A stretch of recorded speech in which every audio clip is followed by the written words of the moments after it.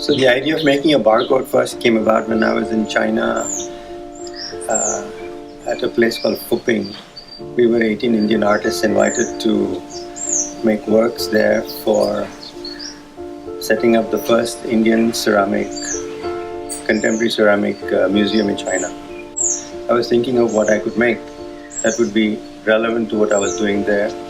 And in India, when you think of China, in the world, when you think of China, you think of consumerism, how China is flooding the world with products from various price ranges, from the cheapest to the most expensive, quality-wise, everything. So I decided that a barcode is what is there on everything that comes out of there and comes into our market. So I said I'll make a barcode. For some reason, the barcode did not happen the way I wanted it in China, but it was in my mind that I wanted to make it. So I came back and I started making them with my sand series canvas paintings.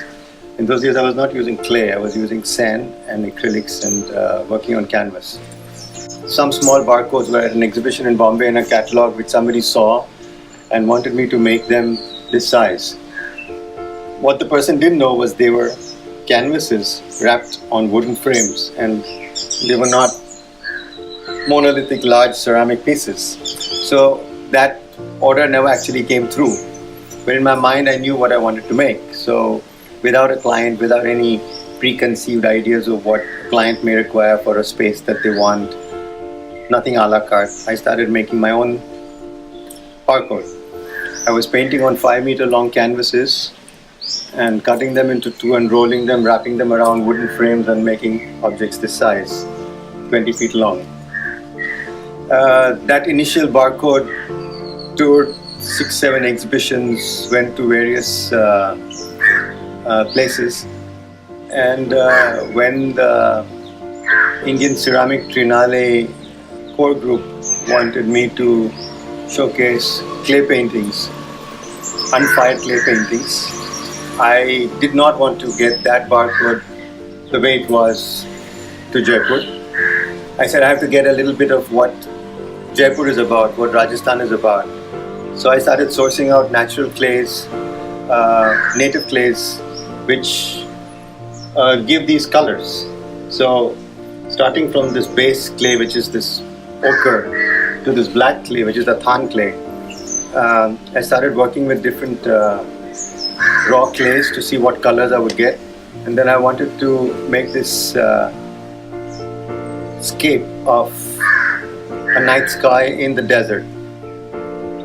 I'm fascinated by skies and stars and things like that. So that's how this came about.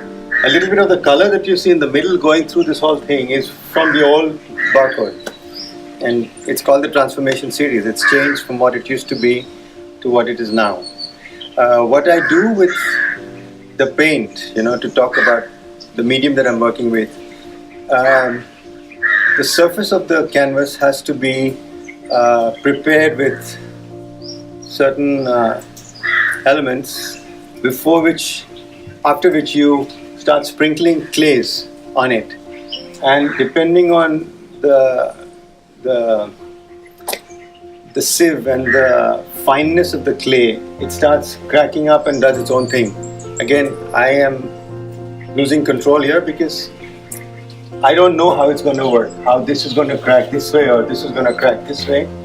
I just get a general idea of what is happening here, and I let that happen. And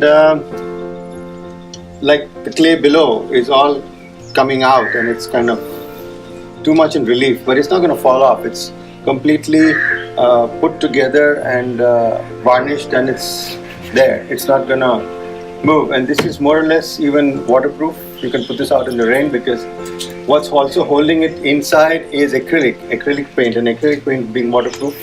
This is an outdoor piece. It's wrapped around now plywood and a wooden frame, and this is canvas and this is clay.